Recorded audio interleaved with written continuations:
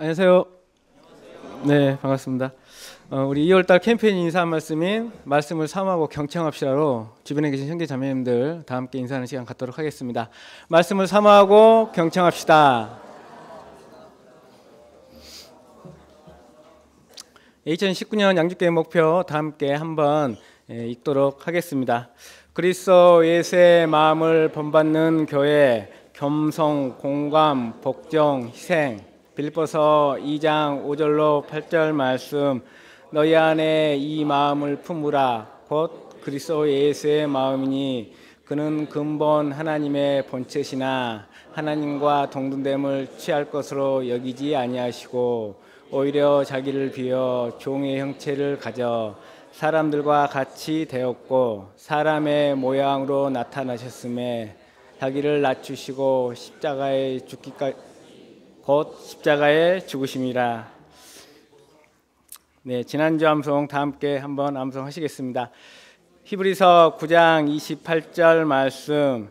이와 같이 그리스도서 많은 사람의 죄를 담당하시려고 단번에 들으신 바 되셨고 구원에 이르게 하기 위하여 죄와 상관없이 자기를 바라는 자들에게 두 번째 나타나시리라.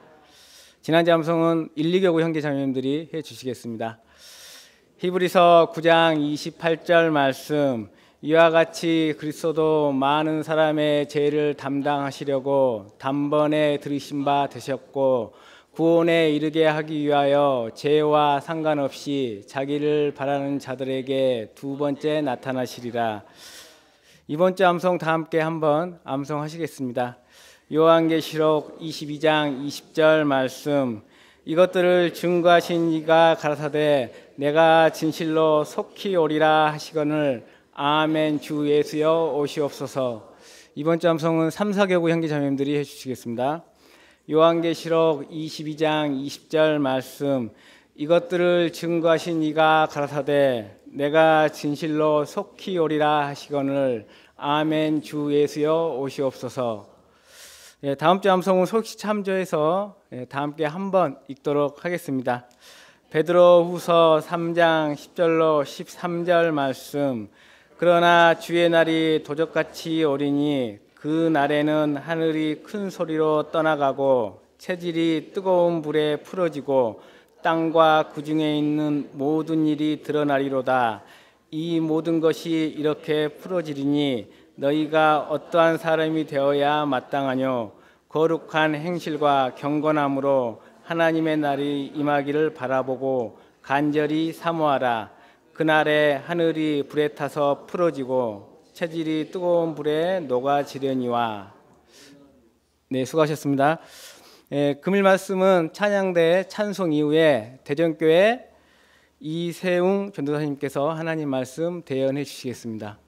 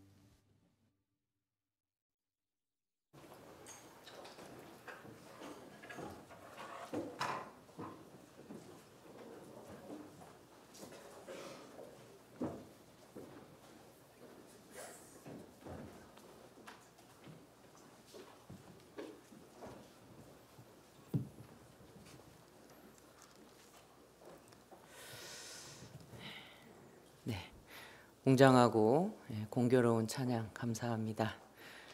인사드리겠습니다. 안녕하세요.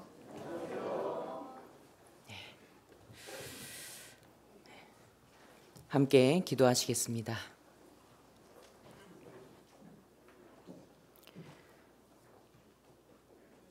우리를 영원한 지옥에서 건져주시기 위해 십자가 위에 오르시고 그 모진 고난을 다 당하시고 친히 죽음을 맛보시고 또 주님의 귀한 보혈을 다 흘려주신 주님 감사드립니다. 주님의 그 보혈로 우리의 과거와 현재 그리고 앞으로 지을 또 미래의 모든 죄를 영원히 덮어주시고 우리의 모든 죄를 깨끗게 하여 주심에 너무나도 감사드립니다. 또 친히 죽음 가운데서 사흘 만에 부활하셔서 우리를 의롭다 인정하여 주시고 주님께서 우리의 모든 죄를 사하여 주신 것을 친히 증거하여 주심에 그 또한 감사드립니다. 우리가 구원의 확신을 가지고 이 땅에서 사는 동안 또한 주 성령님을 우리 마음 가운데 주셔서 주 성령님의 도우심과 인도를 따라 이 거칠고 험한 세상을 살아갈 수 있도록 도와주심도 너무나도 감사드립니다. 우리는 연약하고 지혜가 부족하여 어디로 가야 될지, 무엇을 해야 될지, 어떻게 하는 것이 주님을 기쁘시게 하는 일인지 저희는 잘 알지 못합니다. 그러나 내주하시는 성령님께서 우리의 모든 안고 일어섬을 다 아시고 우리의 연약함을 붙들어 주시고 우리가 어디로 가야 될지 그 길을 늘 인도하여 주심을 너무나도 감사드립니다. 주님 앞에 모든 것 내려놓고 주님께만 의지하고 주님을 믿으며 저 천국에 이르기까지 주님과 함께 늘 동행할 수 있도록 도와주시옵소서. 주님께서 너무나도 사랑하셔서 이곳 양주 지역에 주님의 몸된 교회를 세우셨습니다. 우리 양주교회 형제 자매님들 그 형편 주님께서 모두 다 아시오매 주님께서 은혜와 또 주님의 도움의 손길로 늘 인도하여 주시고 이 양주교회를 통해서 하나님 영광 받으시고 많은 영혼 건져주시고 또 우리 형제 자매님들 큰 기쁨과 또 큰 소망으로 채워주시기를 간절히 바라고 원합니다. 오늘도 이렇게 하나님 말씀 앞에 나왔으니 하나님 말씀으로 마음문을 열어주시고 우리 마음 가운데 주님의 은혜와 사랑을 부어주시길 간절히 바라고 원합니다. 또한 3월 초에 또 교구 집회가 계획되어 있습니다. 또 4월 초에도 양주교회 대집회가 계획되어 있습니다. 하나님 그 가운데 함께하여 주시고 먼저 형제 자매님들의 마음을 준비시켜 주셔서 한 영혼이라도 더 참석시킬 수 있도록 우리에게 열심을 품는 마음을 허락하여 주시고 우리가 복음을 전하기 위하여 그 발걸음을 행할 때 주 성령님께서 함께 하셔서 듣는 영혼들의 마음을 열어주시길 간절히 바라고 원합니다. 복음 전하는 이 일을 위하여 한마음 한뜻으로 양주교회 형제 자매님들 기도하고 그 마음을 모을 수 있도록 도와주시옵소서. 그리고 주님 역사하시고 주님 영광 받으시고 우리에게 기쁨을 주시길 간절히 바라고 원합니다. 이제 한 시간의 교제를 시작하고자 합니다. 말씀을 대언하는 부족한 입술 하나님께서 붙잡아 주셔서 마땅히 증거돼야 될 하나님의 말씀만 가감없이 잘 전달할 수 있도록 도와주시고 들으시는 형제 자매님들의 마음 문을 열어주셔서 한 말씀이라도 마음판에 심기워서 그 말씀을 따라 행할 수 있도록 도와주시옵소서. 모든 것 전능하신 우리 주님께 부탁드립니다. 주 예수님 이름으로 감사하며 기도드렸습니다. 아멘.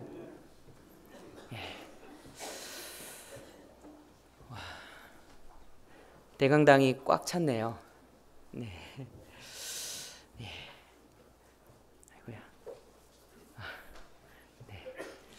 앞에 화면이 있어서 조금 당황했습니다. 찬송을 부르는데 공감이 되는 은혜 찬송 181장을 이렇게 하셔서 많은 부분 은혜가 되었고 공감이 되었습니다.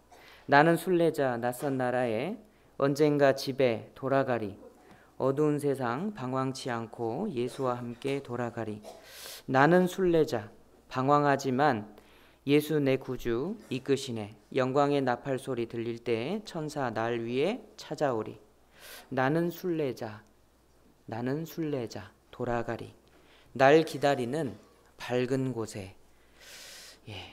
하나님께서 우리를 이 땅에 정말 그 많은 죄짐을 벗겨주시고 우리와 함께 동행하십니다. 우리는 비록 구원받은 이후에도 고난과 어려움 가운데 살아가지만 주 성령님께서 우리의 삶 가운데 늘 함께 동행하시면서 우리의 부족한 것을 도와주시고 우리의 연약한 것을 붙들어 주셔서 저 천성에 이르기까지 조금도 부족함이 없이 우리를 이끌어 주십니다.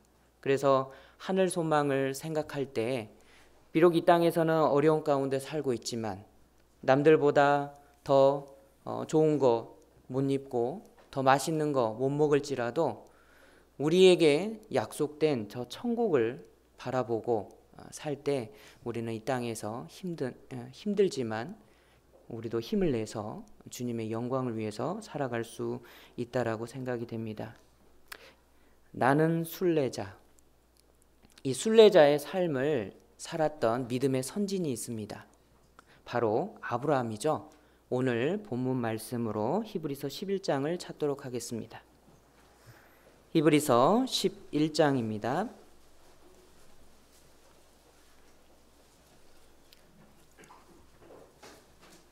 히브리서 11장 17절로 19절 말씀입니다. 신약 366페이지입니다. 히브리서 11장 17절로 19절 말씀을 찾으셨으면 오늘 본문 말씀이기 때문에 책갈피를 해 놓으시고요. 함께 읽도록 하겠습니다. 아브라함은 시험을 받을 때에 믿음으로 이삭을 드렸으니 저는 약속을 받은 자로되 저에게 이미 말씀하시기를 네 자손이라 칭할 자는 이삭으로 말미암으리라 하셨으니 저가 하나님이 능히 죽은 자 가운데서 다시 살리실 줄로 생각한지라. 비유컨대 죽은 자 가운데서 도로 받은 것이니라. 책갈피에 놓으시기 바랍니다. 히브리서 11장은 모두 다 아시죠? 무슨 장이라고 하죠? 믿음장입니다. 고린도전서 13장은 무슨 장인가요? 사랑장입니다. 고린도전서 15장은 무슨 장인가요? 많은 소리의 크기가 확 줄었습니다. 부활장이죠. 이 세 장은요 우리에게 큰 힘을 주는 장입니다. 사랑이신 예수 그리스도에 대해서 고린도전서 13장에 자세하게 설명해 주고 계시죠. 그리고요 우리에게 부활의 소망이 있다라는 것을 일깨워 주므로 우리가 하고 있는 이 믿음의 행위들을 더욱 흔들리지 말고 힘있게 하라고 권고하고 있습니다. 그래서 고린도전서 15장은 부활장입니다. 우리는 죽을지라도 예수님처럼 다시 부활한다라는 소망이 있습니다.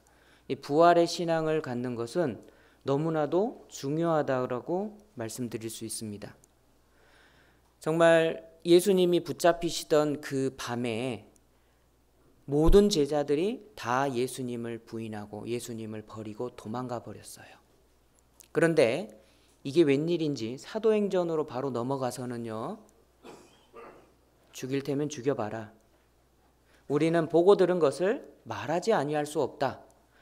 하나님 앞에서 사람 말을 듣는 것이 하나님 말씀 듣는 것보다 옳은가 판단해봐라. 아주 담대하게 말했습니다.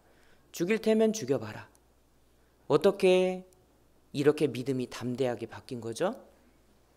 그 사이에 부활하신 주님을 만났습니다. 제자들은 깨달았어요. 주님이 부활하셨구나. 그렇다면 주님이 부활하셨다라는 것은 주님이 십자가 위에서 죽으시고 인류 모든 사람의 죄를 대속하셨는데 그게 사실이구나. 주님의 부활이 친히 그것을 증거해 주시는 거예요. 주님이 하나님이시구나. 그래서 믿음에 이 구원받은 것을 확신하고요. 주님이 부활하셔서 알려주셨죠. 손과 옆구리를 보이시고 너희에게 평강이 있을지어다. 손과 옆구리를 보이시고 너희에게 평강이 있을지어다 라고 말씀하신 것은요. 내가 죽었었노라. 그런데 지금 부활해서 다시 살았다 라는 것을 보여주시는 거예요. 이와 같이 너희도 심지어 이 땅에서 환난받고 죽음에 넘기운다 할지라도 너희가 죽음까지 간다 할지라도 하나님께서 너희를 다시 살리실 것이다. 부활할 것이다 라는 것을 보여주시는 거예요. 이제 죽음까지도 무섭지 않은 제자들은요. 많은 사람들을 향해서 아니 위정자들을 향해서 담대하게 증거합니다. 너희가 죽인 예수 그리스도를 하나님께서 죽음 가운데서 살리셨다. 담대하게 복음을 전하는 사람들이 되었습니다. 우리가 죄 가운데서 구원을 받기 위해서는 십자가에 못 박히신 예수 그리스도가 필요합니다. 그런데 구원받은 이후에 우리의 신앙생활이 담대하고 힘있게 우리의 신앙생활을 하기 위해서는 부활하신 주님과 그 주님이 내 안에 들어오셔서 내주하시며 나의 모든 인생을 이끌어 가신다라는 것을 우리는 확실하게 알고 믿어야 됩니다. 히브리서 11장은요. 믿음장입니다. 믿음장. 히브리서 11장을 간단하게 요약해서 말씀드리겠습니다. 4절부터 7절까지는요. 노아의 홍수 이전 사람들의 믿음의 역사를 기록하고 있습니다. 4절에 믿음으로 아벨은 5절, 믿음으로 에녹은 7절, 믿음으로 노아는 그래서 노아 홍수 이전 사람들의 믿음의 역사를 기록하고 있습니다. 그리고 8절부터 16절까지는요. 족장들에 대한 그 일반적인 내용을 말씀하고 있어요. 여기서 족장이라 함은 아브라함, 이삭, 야곱을 말합니다. 그래서 아브라함, 이삭, 야곱에 대한 일반적인 내용을 담고 있어요. 그리고 17절부터 21절까지는요. 이 아브라함, 이삭, 야곱의 믿음의 역사를 상세하게 기록하고 있습니다. 8절을 보시죠. 믿음으로 아브라함은 부르심을 받았을 때에 순종하여 장래 기업으로 받을 땅에 나갈새 갈 바를 알지 못하고 나갔으며 믿음으로 저가 외방에 있는 것 같이 약속하신 땅에 우거하여 동일한 약속을 유업으로 함께 받은 이삭과 야곱으로 더불어 장막에 거하였으니 이는 하나님의 경영하시고 지으실 터가 있는 성을 바랐음이니라. 여기에서 히브리서 11장에서요. 아브라함의 믿음을 세 가지 관점에서 이렇게 조명하고 있습니다. 8절에 부르심을 받았을 때 순종해서 본토를 떠났죠. 그리고 두 번째 9절입니다. 약속의 땅 가나안 땅에 살 때요. 외국인과 나그네로 살았습니다. 그리고 17절에 아브라함은 이삭을 제물로 바쳤습니다. 그래서 이 세 가지 관점에서 히브리서 11장에서 아브라함의 믿음을 조명하고 있습니다. 다 세 가지 모습 다 우리에게 뭔가 모형이 되고 예표가 되고 있습니다. 먼저 부르심을 받았을 때 순종해서 본토를 떠난 것은요. 우리 그리스도인 구원에 대한 모형이에요. 하나님께서 부르실 때 우리도 죄 가운데서 떠나서 하나님 품으로 들어간 겁니다. 이 모형이 될 수가 있고요. 그리고 장막 가운데 거하며 외국인과 나그네로 살았던 것은요, 그리스도인이 이 땅에서 구원받은 이후에 이 땅에서 어떠한 모습과 모양으로 이 땅에서 살아가야 될지 그 삶에 대한 모형이라고 할 수 있어요. 어떻게 살아가야 되죠? 10절에 이는 하나님의 경영하시고 지으실 터가 있는 성을 바랐음이니라. 우리 그리스도인은 육신을 입고 살고 있지만 때가 되면 배가 고프고 그렇죠. 하지만 이 땅에 만족하고 사는 것이 아니라, 이 땅에 소망을 두고 사는 것이 아니라 천국의 영원한 성을 바라보고 살아가야 됩니다. 우리 그리스도인의 삶의 모형을 아브라함이 잘 보여주고 있습니다. 그리고 세 번째요, 이삭을 제물로 바친 사건은요, 우리의 믿음에 대한, 우리의 믿음이 아주 완전하고 최종적으로 승리하는 모습을 보여주는 것입니다. 이삭을 제물로 아브라함이 바쳤습니다. 하나님 앞에 아브라함이 이삭을 드렸죠. 이 모습은요, 이 믿음은요, 어떤 믿음의 행위보다 가장 뛰어난 겁니다. 자기의 가장 사랑하는 독자 이삭을 하나님께 제물로 바쳤어요. 이것보다 더 두드러지고 더 뛰어난 믿음은 성경 속에서 찾아볼 수가 없습니다. 예수 그리스도의 삶과 죽음을 빼놓고요. 정말 큰 믿음의 역사라고 볼 수 있어요. 그래서 우리 그리스도인들은요, 아브라함이 보여주었던 이삭을 하나님께 제물로 드린 이 믿음을 다 배우고 따라야 할 것입니다. 이 사랑하는 독자 이삭을 하나님께 바친 것은요, 자기의 가장 사랑하는 독생자 예수 그리스도를 내어주신 하나님 아버지의 사랑을 가장 잘 설명하고 있어요. 아브라함은 자기의 독자 이삭을 드렸죠. 자기 아들을 희생 제물로 내어 드렸습니다. 그리고 이삭을 죽이기 위해서 칼을 빼서 찌르려고 했습니다. 아브라함이 독자 이삭을 하나님께 드린 것이 모형이죠. 그렇다면 원형도 있겠죠. 하나님 아버지께서 독생하신 예수 그리스도를 십자가 위에서 찌르셨습니다. 원형이라고 할 수 있어요. 원형이 모형보다 훨씬 낫죠. 훨씬 뛰어납니다. 우린 그걸 생각해야 돼요. 아브라함과 이삭은요, 사람이었어요. 그리고 아브라함은요, 애시당초 이삭을 죽여서 하나님께 드려야 되겠다라는 그 마음으로 처음에 드린 게 아니에요. 명령을 받고 나서 바친 거죠.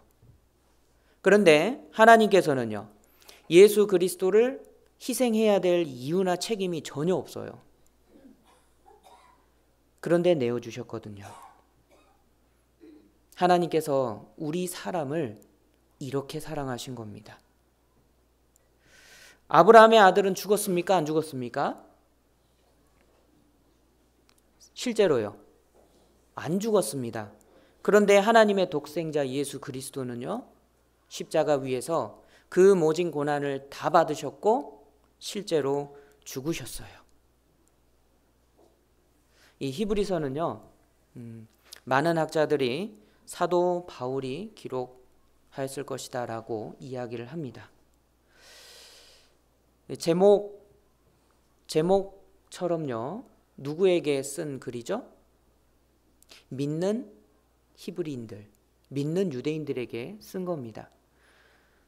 우리가 쉽게 생각해봐도 알 수 있어요. 유대인 사회에서 예수 그리스도를 믿는다. 그러면 어떤 대우를 받을까요? 이때 당시에는 생명의 위협을 받았습니다. 지금처럼 그냥 왕따 이 정도가 아니에요. 생명의 위협을 받았습니다. 어마어마한 시험과 시련이 이 히브리 형제들 앞에 기다리고 있는 거예요. 염려가 되고 불안하고 걱정이 되잖아요. 그래서 그 시련 가운데 있는 히브리 형제들에게 너희가 가지고 있는 믿음이 얼마나 위대한 역사를 나타내는지 아느냐? 이것을 알려주고 깨우쳐주고 그 믿음을 붙들고 그 모든 환난과 어려움을 이겨내라고 기록한 성경이 히브리서 11장이에요. 여러분, 큰 시련, 어마어마한 고난을 견뎌내게 하는 것이 무엇입니까? 믿음입니다.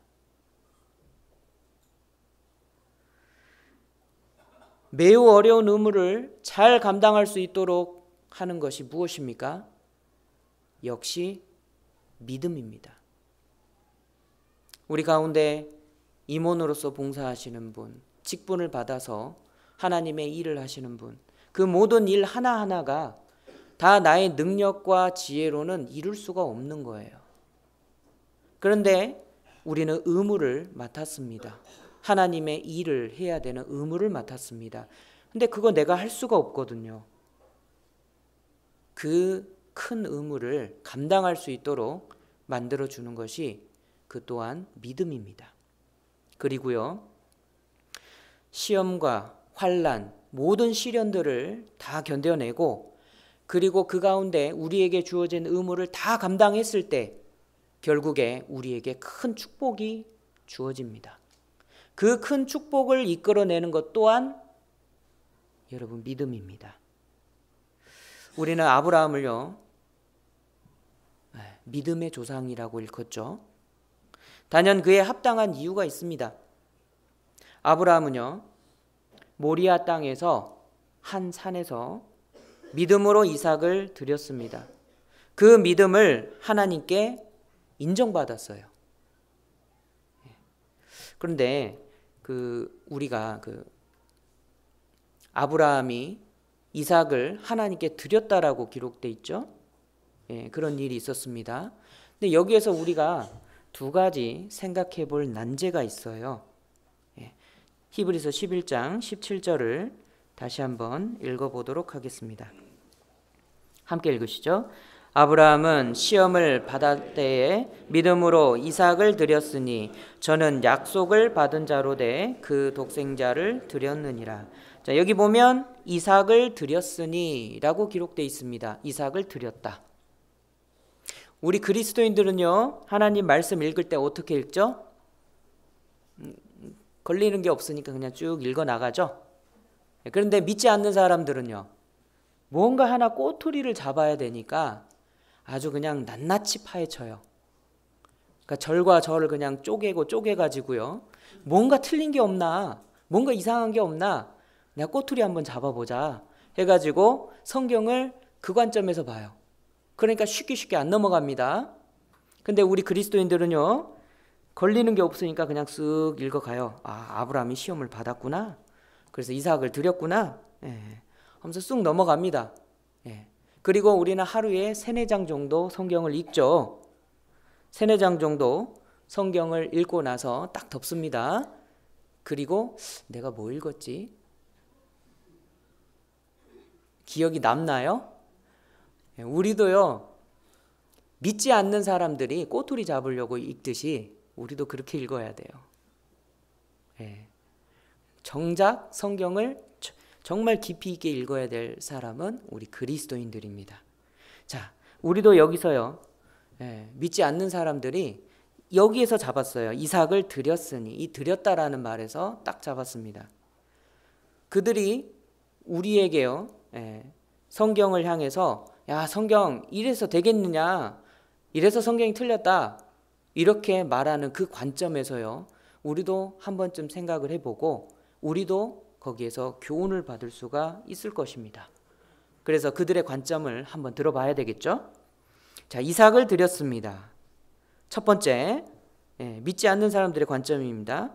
드렸다라는 것은 죽여서 제물로 드렸다라는 것인데요, 그죠? 우리가 그냥 쉽게 읽으니까 이게 아무것도 아닌 것처럼 느껴지는데, 죽여서 드렸다. 다시 한 번만 더 생각해 보죠. 사람을 죽여서 제물로 드렸다.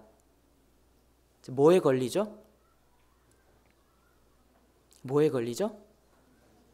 살인에 걸려요. 그죠? 그것도요, 부모가 자식을 죽인 거예요. 자연법에 위배돼요. 그렇죠? 거기에다가 또요, 하나님의 율법에도 저촉이 됩니다. 첫 번째 이거를 딱 지적을 하고요. 두 번째로요, 실제로 이삭을 여기 드렸다라고 돼 있는데 이삭을 죽였나요? 실제로는 안 죽었어요. 그런데 표현에는 드렸다라고 돼 있거든요. 성경은 틀린 게 없어요. 성경은 틀린 게 없는데 실제로 죽여서 제물로 드리지 않았는데 어떻게 여기에서는 드렸다라고 기록을 해놨느냐. 그래서 성경이 틀렸다라고 믿지 않는 사람들은 이렇게 꼬투리를 딱 잡아요. 그럴싸해 보이죠? 네. 자, 우리도 이 질문 두 가지를요 조금 생각해 봤으면 좋겠어요. 첫 번째, 반인륜적이고 하나님의 율법에 위배되는 상황이 되는데 이거에 대해서는 어떻게 생각할 것인가? 이러한 상황에서 어떻게 믿음으로 자기 아들을 드린 것이 될 수 있을까? 이 부분에 대해서 우리도 좀 생각을 해봐야 돼요. 먼저 자연법에 위배되는 상황입니다. 근데 아브라함은요 이렇게 죽이려는 의지를 가지고 드린 게 아니죠. 하나님의 명령을 받고 드린 겁니다. 즉 하나님의 명령의 기초에서 믿음을 보인 거예요. 그러니까 아브라함에게는 우리 법적으로 뭐가 없다고요? 살해 동기가 없어요. 그렇죠? 예. 그러니까 안 믿는 사람들은요 또 이야기합니다. 거보라고 하나님이 살인 교사죄를 졌다고. 예. 참 이게 우리 성경 강연회를 쭉 듣다 보면은요 이렇게 믿지 않으신 분들이 오셔서 들으실 때 마음에 어떤 생각을 품냐면요, 야, 이렇게 불순종했다고 다 쓸어버리네, 다 죽여버리네, 하나님 너무 잔인하다, 이런 생각을 갖는 사람도 혹 있어요.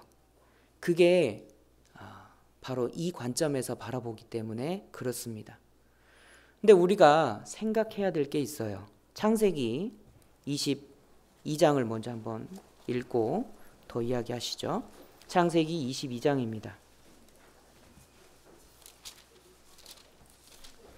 창세기 22장 2절입니다.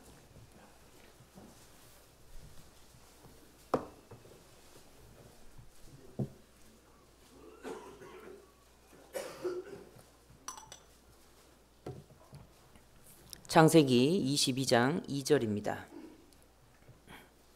여호와께서 가라사대 네 아들 네 사랑하는 독자 이삭을 데리고 모리아 땅으로 가서 내가 네게 지시하는 한 산 거기서 그를 번제로 드리라. 이 아브라함의 믿음의 행위는 하나님의 명령이 있었기 때문이에요. 자, 그래서 아브라함은 이 살해하려는 그 동기가 없기 때문에 여기에서 그 책임을 벗어날 수 있다고 치더라도, 그렇다고 하더라도 창세기 9장 6절에 말씀하신 것처럼 무릇 사람의 피를 흘리면 사람이 그 피를 흘릴지니, 그래서 살인죄를 지은 사람은 반드시 죽여라 라는 하나님의 율법이 있어요. 그래서 그 율법에 저촉이 됩니다. 사실입니까? 사실인가요? 예, 맞아요. 사실이에요. 그렇게 되면 위배되는 게 사실입니다. 믿지 않은 사람들은 이 점을 가지고 탁 이렇게 걸고 넘어집니다. 예, 맞아요. 그런데 우리가 여기에서 한 가지 생각해야 될 게 있어요. 사람들이 왜 하나님이 이렇게 행하신 그 일에 대해서 너무한다, 또 지나쳤다 라고 이렇게 오해를 하냐면요, 하나님을 자기와 똑같은 사람의 수준으로 생각하기 때문에 그래요. 여러분에게 여쭤보겠습니다. 하나님이 누구신가요? 네? 천지를 창조하신 분이죠? 예, 맞습니다. 천지를 창조하신 창조주 하나님이셔요. 우주를 누가 만드셨습니까? 그분이 만드신 거예요. 우주 안의 모든 질서와 법칙들을 누가 만드셨나요? 하나님이 만드셨습니다. 지구는요? 하나님이 만드셨어요. 지구 위에 모든 식물과 동물들은요?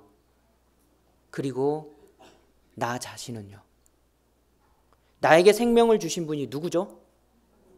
하나님이셔요. 나에게 생명을 주시고 모든 생사 화복을 주관하시는 분이 누구예요? 하나님이셔요. 하나님이 만드신 피조물들, 즉 사람들은 하나님의 법에 매여 있습니다. 그런데 하나님 자신은 그렇지 않아요. 하나님은 어떠한 법에도 얽매이지 않으신 분이에요. 절대 주권자이십니다. 우리는 그거를 인정해야 돼요. 하나님을요, 탁 끌어내립니다. 그래서 자기와 똑같은 사람으로 생각하는 거예요. 아니, 조금 돈 많고 내가 원할 때는 하나님 주세요 그러면 옛다 하고 주고, 하나님 잘못했어요 그러면 괜찮아 그러지 마 이렇게 항상 용서해 주시고, 하나님은 나를 막둥이처럼 받아주시는, 여러분 이런 분이 하나님이신가요? 아니죠. 이렇다면 있잖아요. 이렇게 막 비벼서 뭐라고 하죠 이거? 예, 맞아요. 램프의 요정 지니.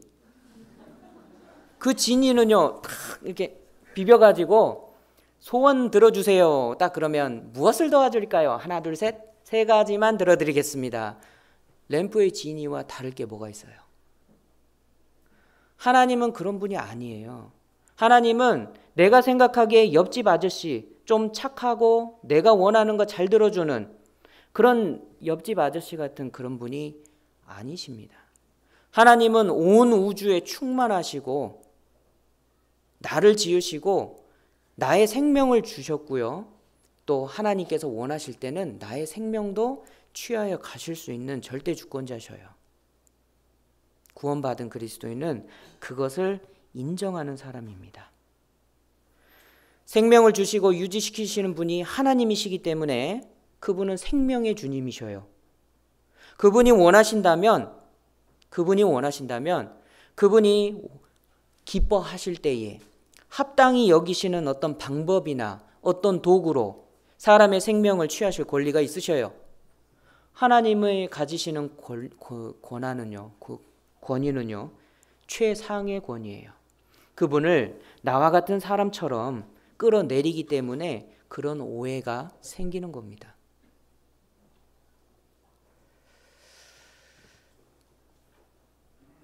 여러분은 어떤 하나님을 믿고 계셔요?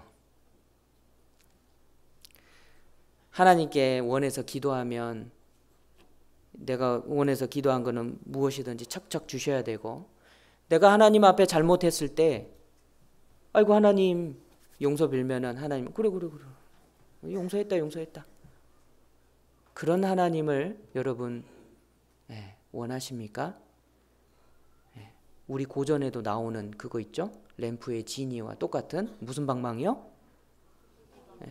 하나님을 그렇게 여기시면 안 돼요. 자, 그렇다면 이 성경에서도 증거가 있어야 되잖아요. 하나님께서 원하신다면, 하나님은요 이 법에 매여 있지 않으신 분이기 때문에 하나님이 원하신다면 기존에 세워졌던 법을 깨기도 하셔야 되고 또 다른 법을 또 세우실 수도 있어야 돼요. 성경에 그런 게 있는지 한번 찾아보죠. 여호수아 10장입니다.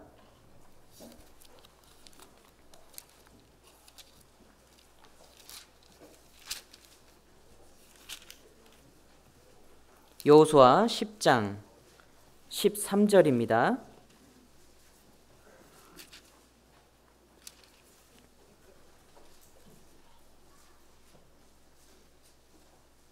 여호수아 10장 12절입니다. 12절.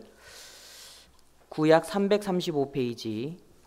제가 먼저 읽겠습니다. 여호와께서 아모리 사람을 이스라엘 자손에게 붙이시던 날에 여호수아가 여호와께 고하되 이스라엘 목전에서 가로되 태양아 너는 기브온 위에 머무르라. 달아 너도 아얄론 골짜기에 그리할지어다 하매 13절 함께 읽으시죠. 태양이 머물고 달이 그치기를 백성이 그 대적에게 원수를 갚도록 하였느니라. 야살의 책에 기록되기를 태양이 중천에 머물러서 거의 종일토록 속히 내려가지 아니하였다 하지 아니하였느냐. 예, 됐습니다. 여호수아 전투에서요, 태양이 뜨면은 이스라엘 백성이 이기고 또 태양이 지면은요 이스라엘 백성들이 지는 거예요. 그래서 기도합니다. 하나님 저 태양 좀 묶어주세요. 태양을 하나님께서 묶어버렸습니다. 거의 종일토록 태양을 묶어버렸어요. 어떤 곳에는 낮이 길어지고 어떤 곳에는 밤이 길어졌어요. 여러분 자연법을 하나님께서 일시적으로 깨뜨리고 기적을 행하신 거죠.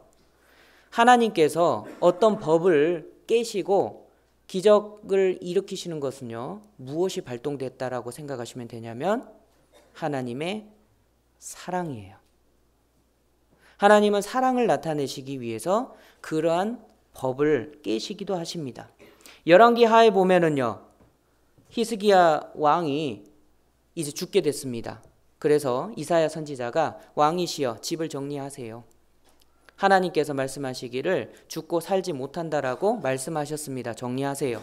그러니까 히스기야가 벽을 보고요 통곡의 눈물을 흘리면서 하나님께 기도했죠. 그 기도를 하나님께서 들으시고 다시 이사야 선지자를 보냅니다.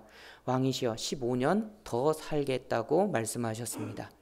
그러니까 히스기야가요 그러면 징표가 무엇입니까? 나한테 보여주세요. 그래서 이사야가 묻습니다.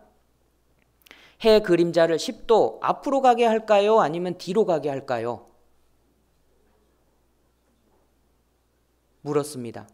히스기야가요 말하기를 앞으로 가는 것은 쉽다고요? 어렵다고요? 쉬워요. 왜요? 자연법이거든요. 뒤로 가는 거는요 자연법에 역행하는 거죠. 그러니까 자연법에 역행을 해서라도 나에게 징조를 보여주세요. 징표를. 그래서 10도 뒤로 물러가게 해주십시오.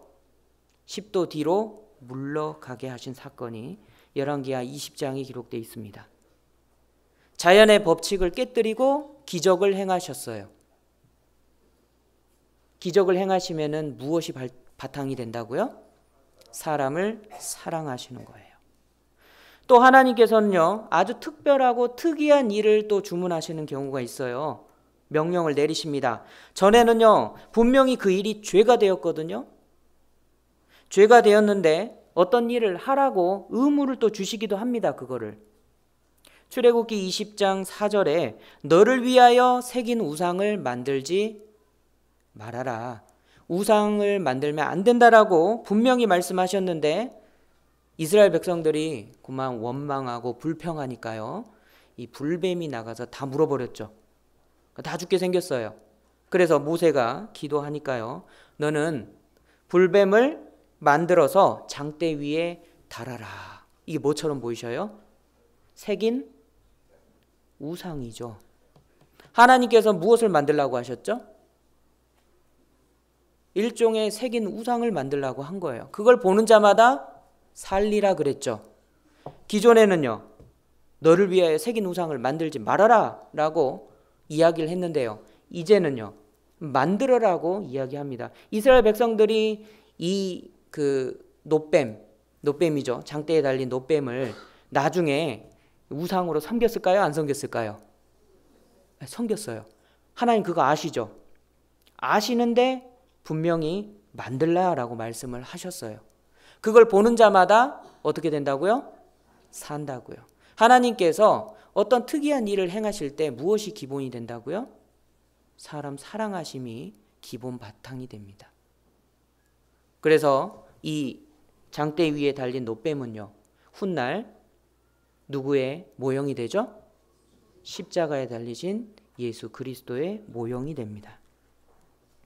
그리고요, 또 하나님은요, 이미 주셨던 법과 정반대되는 법을 또 새롭게 이렇게 발휘하실 수도 있어요. 성경에 그게 있을까요? 있어요. 창세기 2장에 네가 먹는 날에는 정령 죽으리라. 그런데요, 창세기 3장 가서는요, 아담과 그 아내를 위하여 무엇을 지어 입히셨다고요? 가죽옷을 지어 입히시니라. 정반대되는 법을 하나님께서 만드십니다. 죄를 범한 인간은 누구나 심판받고 어디 가야 됩니까? 지옥에 가야 됩니다. 하나님의 엄위하신 법입니다. 그런데 하나님께서는 또 하나의 법을 발휘하셨죠. 대신 죽어도 된다. 하나님의 공의, 또 하나님은 사랑이시잖아요. 두 가지를 동시에 이루어야 되는데 사람의 머리로는 도저히 이해가 안 됩니다. 어떻게 이걸 이룰 수 있을지. 그런데 하나님은요, 두 가지를 동시에 이루시는 분이에요. 대신 죽어도 된다는 법을 주셔서요, 전 인류를 죄의 사슬에서 풀어주셨습니다. 우리는 하나님은 어떤 법에도 얽매이지 않은, 즉 모든 법 위에 초월하신 분이다 라는 것을 알아야 돼요. 그리고 두 번째 생각해 볼게요. 실제로 죽이지 않았죠. 그런데 이게 어떻게 해서 제물로 드렸다, 이렇게 말씀을 하실 수가 있는 거죠. 이걸 진리라고 할 수 있나요? 이 질문에 대해서 우리도 좀 생각해 봐야 돼요. 먼저 단어부터 한번 봐보죠. 드렸으니, 그죠? 드렸으니는요, 헬라어로 좀 어려워요. 그래서 저도 적어왔습니다. 프로세네노켄. 무슨 뜻인지 알아들으시는 분도 계실 거예요. 예, 제물로 드리다라는 뜻입니다. 제물로 바쳤다라는 뜻이에요. 자, 이 의미인데 그 의미의 헬라어로 프로스페로의 완료 시제예요. 완료 시제 하면은 생각을 해보죠. 어떤 게 생각나시나요? 완료했다. 이미 끝났다. 소시적에 영어 공부해 보셨잖아요. 그죠? 예.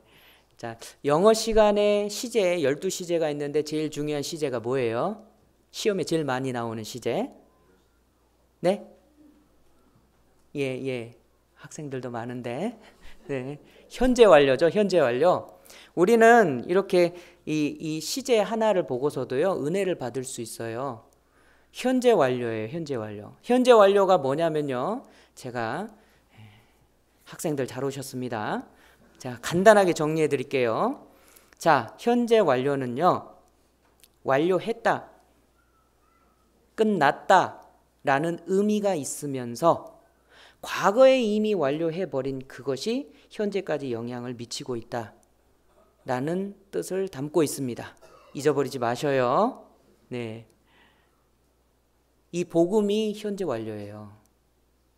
예수님께서 이미 2000년 전에 이루신 그 일, 이미 끝나버린 그 일이 지금까지도 영향을 계속 미치고 있는 겁니다.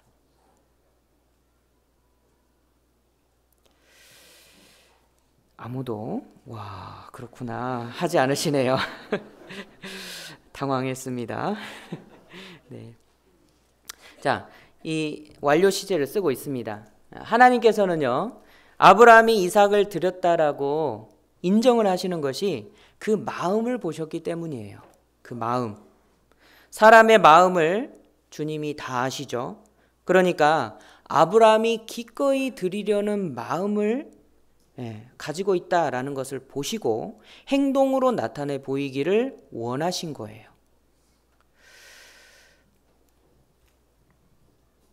이에 아브라함은요, 드릴 마음과 그 목적을 가지고, 다시 말씀드리겠습니다. 아브라함은 드릴 마음도 있었고요, 드리려는 목적을 가지고 모리아 땅의 한 산으로 간 거예요.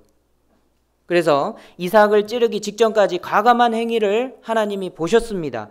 그래서 이삭을 바칠 뜻이 있다라는 것으로 받아들이신 거예요. 그러한 점에서 아브라함은요, 이삭을 드린 겁니다. 이삭을 드린 거예요. 우리는요, 여러분 하나님께 드리고자 하는 마음이 있으셔요, 없으셔요? 10분밖에 대답 안 하셨는데 10분만 드리시고자. 예. 하나님께 드리고자 하는 마음이 있으십니까, 없으십니까? 있어요. 그런데 우리가 또 한 가지, 이렇게 입으로 이렇게 탁 내는 말이 있죠. 마음은 원이로되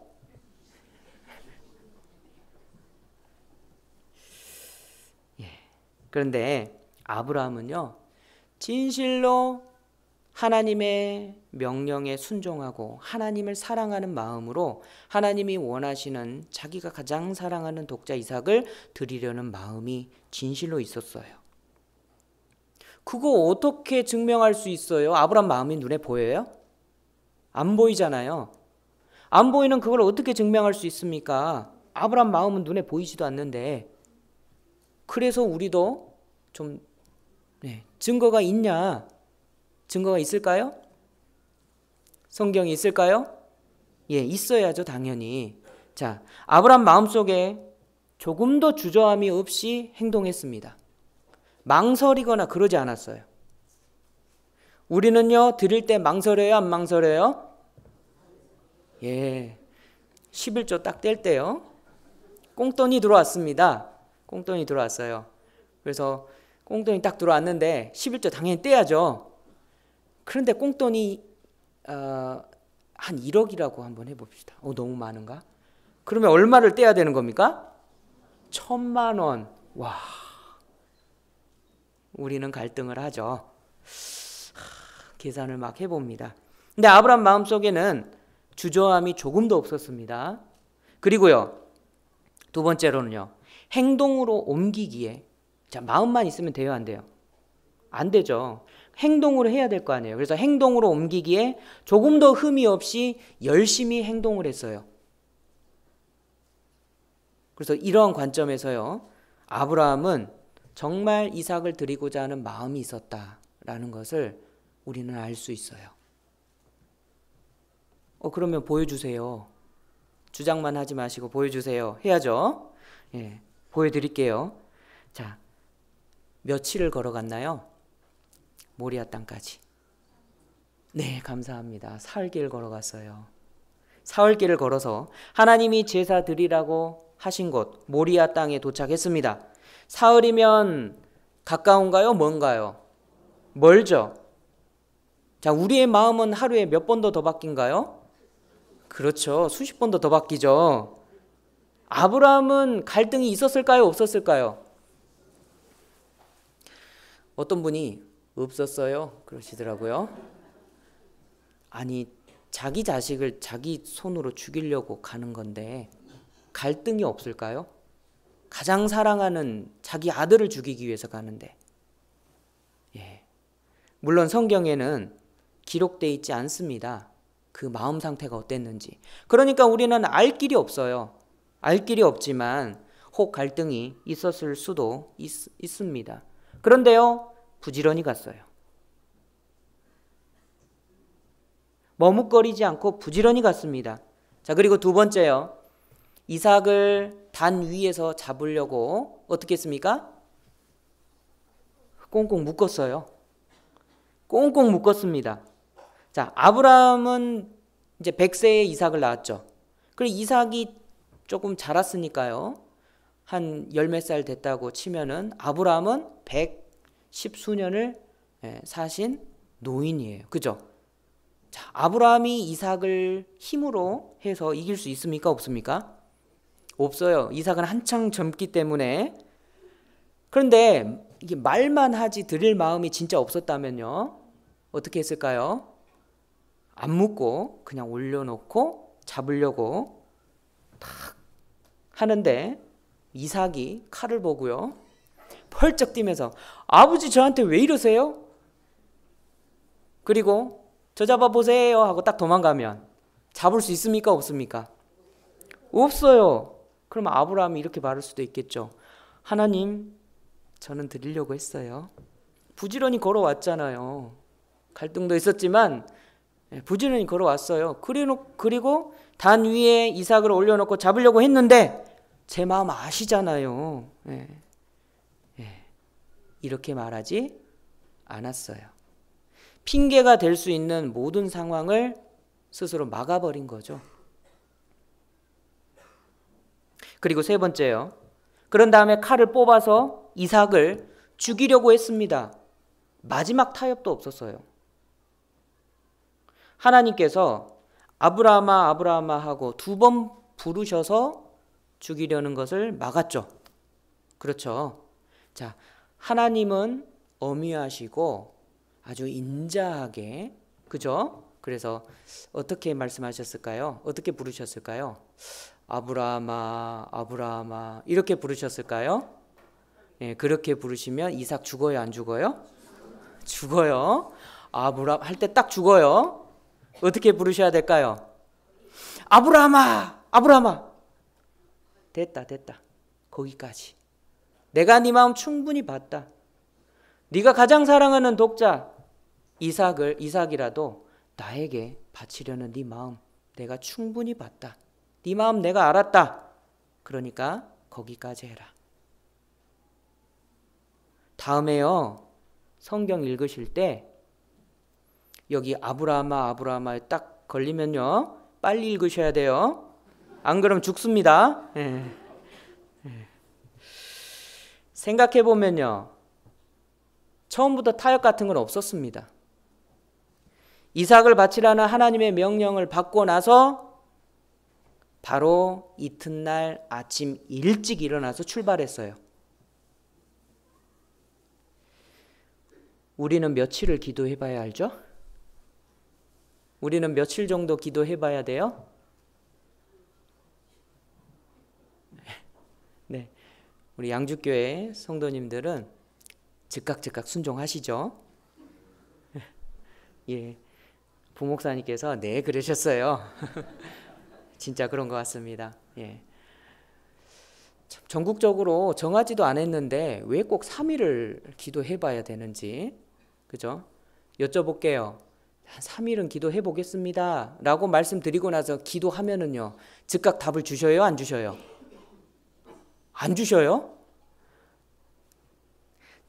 제가요 올해 2019년도 들어오면서 임원을 세우려고요 하는데 한 90% 이상 형제 자매님들은 즉각 순종해 주셨어요. 너무 감사하더라고요. 진짜 감사하더라고요. 교구장 일을 맡아주시기 바랍니다. 예, 감사합니다. 구역장의 일을 맡아주시기 바랍니다. 예, 아이고 감사합니다. 그럼 제가 짐이 점점 덜어지는 거예요.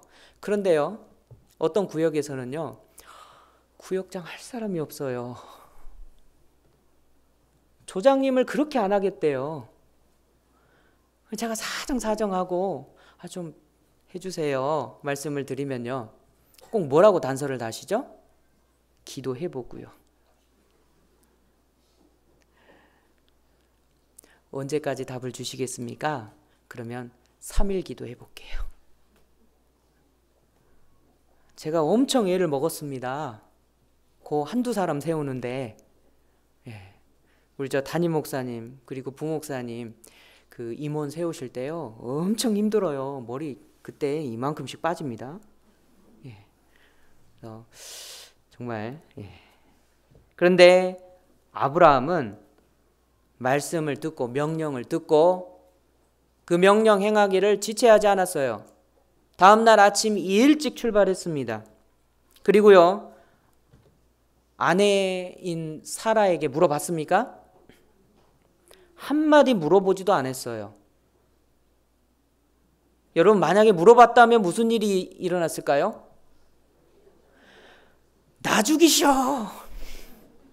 차라리 나를 갖다 바치라고 그러지 않았을까요? 문지방에 누워가지고 나를 밟고 넘어가라고 하지 않았겠습니까? 아브라함은요 자기 마음에 하나님 명령에 순종하려는 그것을 발목을 잡을 수 있는 어떤 것도 허락하지 않았어요. 처음부터. 그리고요, 종들하고 분명 함께 갔죠.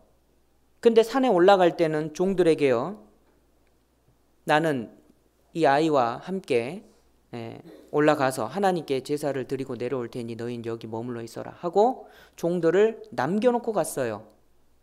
만약에 종들을 데리고 갔다면요, 딱 이삭을 잡으려는 그 장면을 보고 종들이 아유 우리 주인님 잘하신다 하고 있었겠습니까? 가서 딱 뒤에서 끌어안겠죠. 주인님 여기서 이러시면 안 됩니다. 왜 그러셔요? 주인님의 가장 사랑하는 독자잖아요. 이삭을 죽이려 하다니요. 하나님의 모든 약속이 걸려있는 이 아이를 왜 죽입니까? 만류하지 않았겠습니까? 그래서 종들을 남겨놓고 간 거예요. 그리고요, 올라가는 과정에서 이삭에게조차도 어떤 제사인지 말도 안 했습니다. 이삭이 묻죠. 아버지,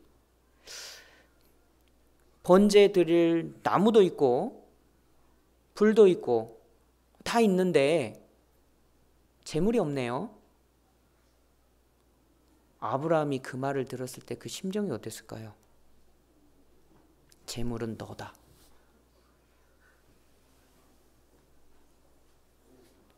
심정이 어땠을까요? 하나님이 너를 원하신다. 그런데 아브라함은요, 역시 믿음의 사람이었습니다. 하나님께서 준비하실 것이다.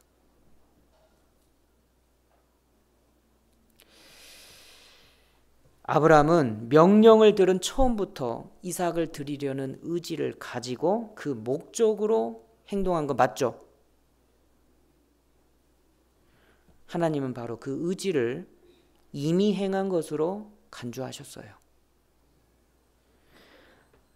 이게 왜 중요하냐 우리한테. 하나님의 마음을 받아주신, 아브라함의 마음을 받아주신 그 하나님이, 그 은혜의 하나님이요, 우리의 순종을 받아주시는 기준이 되는 거예요. 하나님께서 아브라함의 순종을 받으실 때요, 그때부터 지금까지 하나님의 율법이 낮아졌습니까? 하나님의 기준이 낮아졌습니까? 아니죠. 그때나 지금이나 여전히 하나님의 율법과 기준은요, 거룩하고 높습니다. 그때나 지금이나 똑같아요. 하나님은 여전히 인격적인 순종을 원하시고 영구적이고 완전하고 온전한 순종을 요구하고 계셔요, 지금도. 그런데 우리 육신이 너무 약해가지고 하나님께 그런 온전한 순종을 드릴 수가 없죠. 그게 사실이에요.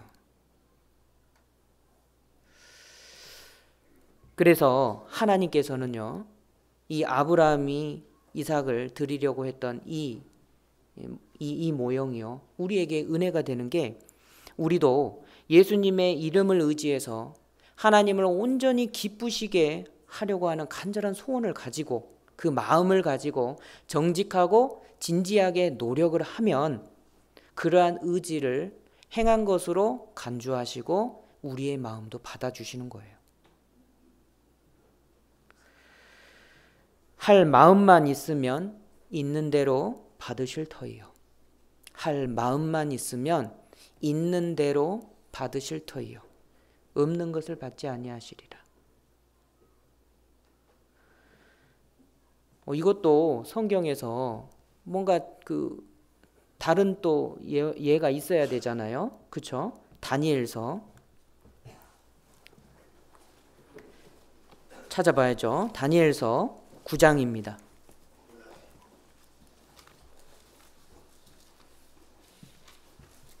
다니엘서 9장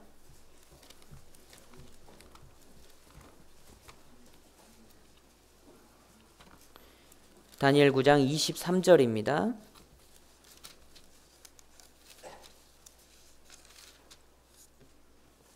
다니엘 9장 23절, 구약 1250페이지입니다. 제가 읽도록 하겠습니다. 곧 네가 기도하기를 시작할 즈음에, 네가 기도하기를 시작할 즈음에. 다시 읽겠습니다. 네가 기도를 시작할 즈음에 명령이 내렸다. 기도를 하려고 마음을 먹고 간절하게 기도를 하려는 그 즈음에 명령이 난 거예요. 자, 23절 마지막 부분입니다. 맨 마지막 한 문장만 같이 읽어보시죠. 그 이상을 깨달을지니라. 다니엘이요, 그 마음의 간절함과 진심으로 기도할 때 하나님께서 그 마음을 보시고 이미 받으신 거예요. 기도할 즈음에 행동으로 옮기기 전이죠. 그 마음을 보시고, 진실한 그 마음을 보시고 이미 하나님이 받으신 겁니다. 그리고 학개서 2장에 보면은요, 찾아볼까요? 학개, 스가랴, 말라기입니다. 학개서 2장. 우리 양주교회도 성도님들이 꽉 찼어요, 대강당이. 예, 그러면 또 뭘 생각해야 되겠죠. 예. 그래서 이 학개서가 뭐에 관련된 거냐면요, 성전 건축과 관련이 된 겁니다. 성전 건축을 하다가 방해가 있어서 딱 내려놨습니다. 내려놓고요, 각자 집 짓는 데 빨랐어요. 각자 집 짓고 잘 먹고 잘 사는 데만 이렇게 신경을 쓰는 겁니다. 그래서 학개 선지자가 와가지고 책망하고 그 마음을 감동시켜서 이렇게 하나님께로 마음을 향하게 해요. 학개 선지자가 그러죠. 너희 성전 건축 할래 안 할래? 그러니까 학개 해서 죄송합니다. 예, 그래서 성전 건축을 다시 시작을 합니다. 예, 학개 2장 18절을 보시면요, 학개 2장 18절입니다. 너희는 오늘부터 이전을 추억하여 보라. 자, 옛날을 생각해 보라 이 말이에요. 9월 24일 곧 여호와의 전 지대를 쌓던 날부터 추억하여 보라. 자, 분명히 9월 24일 여호와의 전 지대를 쌓던 날이 있었습니다. 행동으로 옮겼고 하나님의 전을 건축하기 시작한 날이 있습니다. 그래서 건축이 시작됐었어요. 그죠? 그런데 19절에요. 곡식 종자가 오히려 창고에 있느냐? 포도나무, 무화과나무, 석류나무, 감람나무에 열매가 맺지 못하였었느니라. 행동은 하고 있었는데 뭐가 빠졌죠? 마음이 빠졌어요. 자, 그런데요, 그 다음 함께 읽으시죠. 그러나 오늘부터는 내가 너희에게 복을 주리라. 이제부터는 이스라엘 백성들이 우리가 성전 건축을 그만한 게 잘못이구나 라는 거를 뉘우치고 회개하고 다시 이제 하나님께로 마음을 향하고 다시 성전 건축을 시작하기로 한 그 시점부터 하나님께서 이스라엘 백성들의 그 마음을 보시고요, 이제부터는 복을 주시겠다라고 말씀을 하시는 거예요. 하나님은 진실로 그 마음의 진실한 것을 보시고 성실하게 행하였는지 그것을 보시고 우리를 받아주셔요. 그리고 우리에게 복으로 채워주십니다. 자, 창세기 22장으로 다시 넘어가겠습니다. 창세기 22장.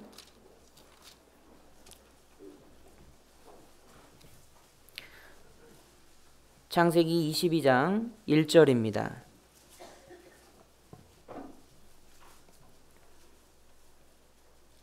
창세기 22장 1절. 자, 제가 읽겠습니다. 그 일 후에. 자, 필요하시다면 여기에 밑줄을 그어 놓으셔도 돼요. 과연 그 일 후에가 무슨 뜻일까? 그 일 후에 하나님이 아브라함을 시험하시려고. 그러니까 하나님의 시험이 있기 전에요. 이삭을 드려라 라는 시험이 있기 전에 어떤 일이 있었다라는 거예요. 그죠?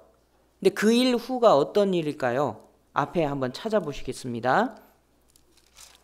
창세기 17장을 보시죠.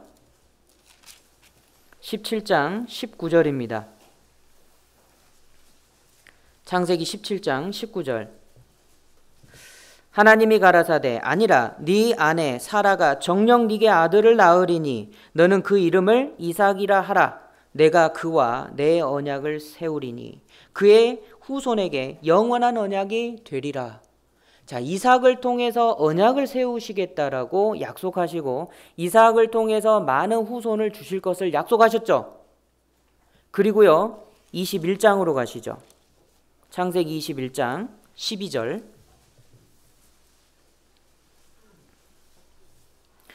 창세기 21장 12절. 하나님이 아브라함에게 이르시되 네 아이나 네 여종을 위하여 근심치 말고 사라가 네게 이른 말을 다 들으라. 함께 읽으시죠.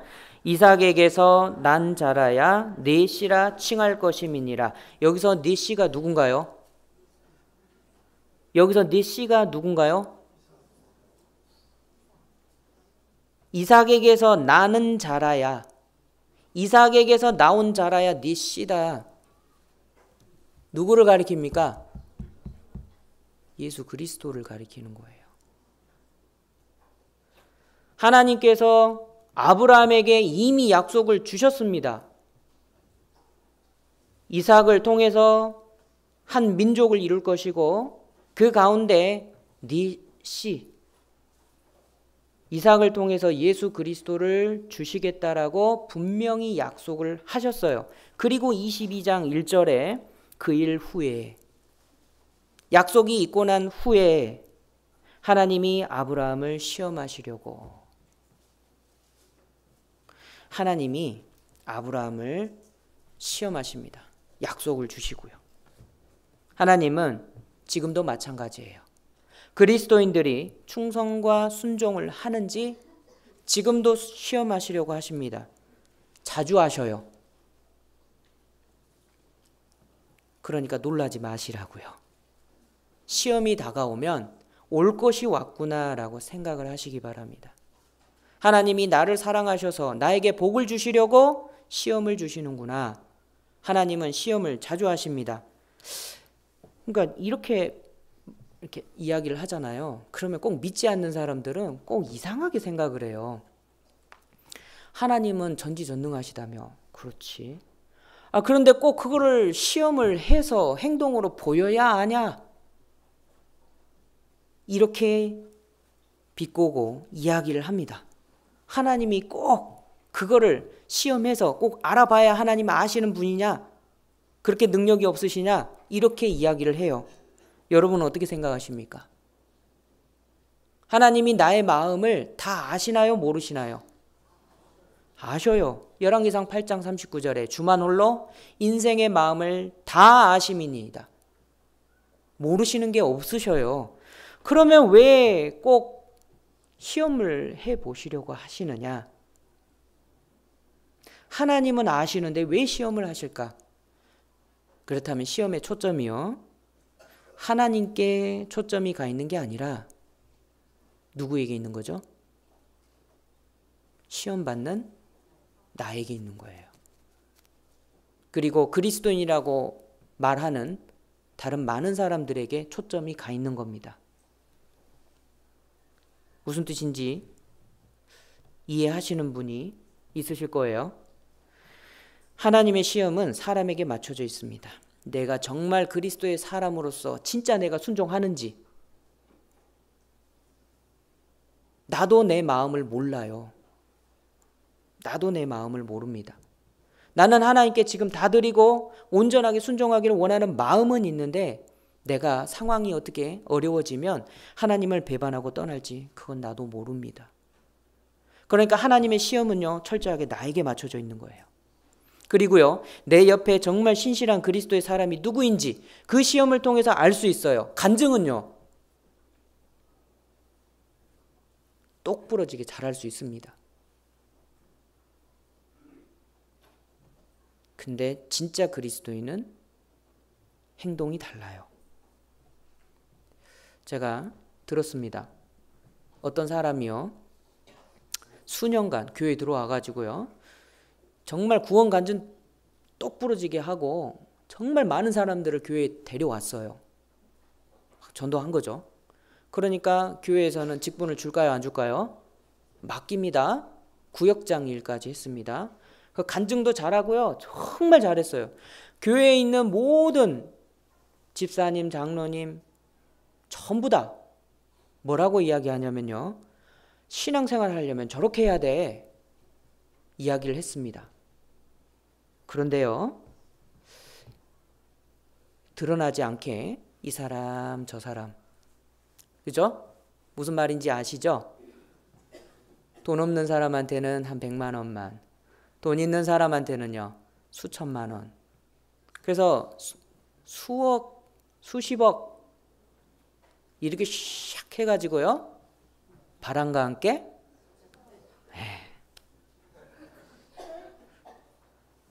말은 누구나 다 할 수 있습니다. 그죠? 그 사람의 행위가 진실한지 하나님의 시험을 거쳐 봐야 돼요. 우리는 알 수 있습니다. 시험 받을 때 그 사람이 어떻게 반응을 하고 어떻게 하나님을 의지하는지. 만약에 내 안에, 만약이 아니고요, 내 안에 하나님의 영이 계시죠. 그런데 앞에서 간증하시는 분이 하나님의 영이 그 안에 계시다면요, 내가 영으로 영을 알아볼 수 있죠. 어마어마한 핍박과 환난과 어떤 어려움 속에 계신 자매님이 간증을 하는데 하나님께 의지하고 기도하고 눈물로 하나님과 동행하는 그 모습을 간증을 합니다. 마음이 감동이 돼요, 안 돼요? 그리고 그 어려움들을요 하나님을 의지해서 이렇게 내가 넘어갔노라고 그렇게 간증을 하십니다. 그러면 우리도 인정할 수가 있어요. 저분이 소유하고 계시는 그 영이 내가 소유하고 있는 하나님, 성령님 동일하구나. 마음이 기쁩니까, 안 기쁩니까? 그 눈물의 간증을 들으면서요 우리는 알 수 있어요. 저분은 그리스도의 사람이구나. 정말 진실한 그리스도인이, 나를 포함해서 정말 진실한 그리스도인이 누구인지 하나님의 시험을 거쳐 봐야 하는 겁니다. 그래서 하나님은 자주 시험하셔요. 성경에도 얘가 있겠죠. 누가 생각나셔요? 한 부자, 예수님을 따라가고자 한 부자가 있었죠. 주여, 주를 쫓겠습니다. 그러니까 예수님께서 말씀하셨어요. 가서 네가 가진 모든 것을 팔아 가난한 자들에게 주고 그 다음 너는 나를 쫓아라. 그러하면 하늘에서 보화가 네게 있을 것이다. 그렇게 말씀하셨습니다. 자, 여쭤볼게요. 이 젊은 부자, 예수님을 따라가고자 하는 마음이 있었을까요? 없었을까요? 네? 있었어요. 예수님을 따라가고자 하는 마음이 있었습니다. 그런데요, 자신의 것을 다 희생하고 그 다음에 너는 나를 좇으라. 그 말씀에 자기 것을 다 버리고 나서 예수님을 쫓아갈 그 마음은 있었어요, 없었어요? 없었습니다. 완전히 순종할 마음이 없었죠. 합격, 불합격. 자, 또 한 번 시험이 있었습니다. 마태복음 15장에 나오는데요. 한 가나안 여인이 딸이 너무 아픈 거예요. 그래서 예수님께로 나아가서 예수님, 저희 딸 좀 고쳐주세요 라고 부탁을 드렸더니 예수님이 뭐라고 하시죠? 자녀의 떡을 취하여 개들에게 던짐이 합당치 않다. 무슨 뜻이죠? 너 개다 이 말이에요. 이 여인이요, 가만 듣더니 팔을 싹 거듭 붙이면서 아니 이거 보셔요. 뭐라고요? 좀 능력 좀 행하고 한다고 사람 이렇게 무시해도 되는 거예요? 내가 개라고요? 나도 자존심 있다고요? 안 고쳐줄란 마셔 하고 떠나갔다면요, 딸 죽어요, 안 죽어요? 죽어요. 이 여인은요 정말 간절히 원했습니다. 하나님은 이 여인의, 가나안 여인의 간절한 마음을 보기를 원하셨어요. 예, 맞습니다. 저 개 맞아요. 저 개 맞습니다. 그런데 주님, 개들도 자기 주인의 상에서 떨어지는 부스러기는 먹잖아요. 제가 큰 거 요구합니까? 주님은 천지를 창조하신 하나님이시니까 주님께로부터 떨어지는 부스러기 은혜 그것만으로도 저는 족합니다. 제가 큰 거 요구하나요? 부스러기 은혜라도 좀 주세요. 그걸로 제 딸 낳을 수 있거든요. 가나안 여인은 간절하게 원했습니다. 비록 부끄럽고 수치를 받고 있지만 간절하게 하나님의 은혜를 구하는 겁니다. 그 마음이 있었어요. 합격. 이로써 우리도요, 자신의 마음이 정말 진실한지 스스로 판단해 볼 수 있습니다. 또 하나님의 사람이라고 주위에 말하는 사람들, 그 사람들의 믿음이 진실한지 우리는 알아볼 수가 있어요. 자, 다시 본문 히브리서 11장 17절로 가겠습니다. 자, 한 절 말씀을 끝내는 게 이렇게 힘듭니다. 히브리서 11장 17절 함께 읽으시죠. 아브라함은 시험을 받을 때에 믿음으로 이삭을 드렸으니 저는 약속을 받은 자로 돼 그 독생자를 드렸느니라. 자, 하나님께서 아브라함에게 이삭을 요구하셨을 때 많은 것들을 포함하셨는데요. 자, 그것들이 뭐냐면 첫째, 하나님의 말씀에 복종하고 순종하는지, 두 번째, 이삭보다 하나님을 더 사랑하는지, 세 번째, 하나님의 은혜를 정말 의지하고 믿고 있는지 그것을 보시고자 하셨어요. 그 내용들을 다 포함하고 있는 겁니다. 그런데 히브리서 11장 17절에는 뭐라고 나오죠? 하나님의 거룩한 뜻을 복종해서 이삭을 드렸습니다 라고 나오나요? 그렇게 말하고 있지 않습니다. 물론 하나님의 뜻에 복종했기 때문에 드린 거예요. 그런데 히브리서 기자는 그렇게 말하지 않아요. 또요, 하나님을 가장 사랑하기 때문에 이삭을 드렸다라고도 말하고 있지 않습니다. 물론 이삭보다 하나님을 가장 사랑해요. 그러니까 드린 건 맞습니다. 그렇지만 히브리서 기자는 그것 때문에 드렸다라고 말하지 않아요.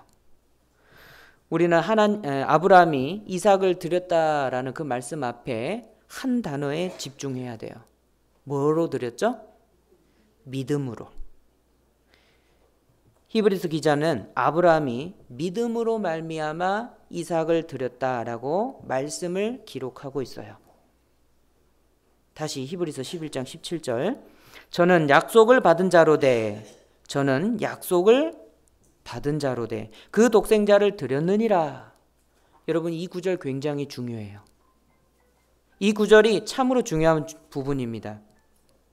하나님께서 아브라함의 믿음을 시험하실 때요, 그의 아들을 번제로 드리라라고 명령하셨죠. 그의 아들을. 왜 하필 이삭일까요? 아내도 있고요, 종들도 있고요, 자기 목숨을 드려라라고도 이야기할 수 있는데 왜 하필 이삭인가요? 온 우주의 관심이 이삭 한 사람한테 다가 있는 거예요. 이미 이삭을 통해서 민족을 이루고 그리스도를 보내주시겠다라는 약속을 주셨죠. 하나님의 약속이 누구한테 걸려 있습니까? 이삭에게 걸려 있어요. 아브라함의 생명보다 더 귀한 존재가 누구죠? 이삭이에요. 아브라함의 온 관심이 이삭에게 가 있고 하나님의 온 관심도 누구에게요? 이삭에게 가 있는 거예요. 그러니까 여러분, 이삭에게 걸린 겁니다. 이삭을 드리라 라고 하나님이 요구하시는 거예요. 그러면 우리도 생각해 볼 수 있겠죠. 내가 가장 사랑하는 그거, 내가 가장 사랑하는 그거, 거기에도 하나님의 시험이 걸리겠구나.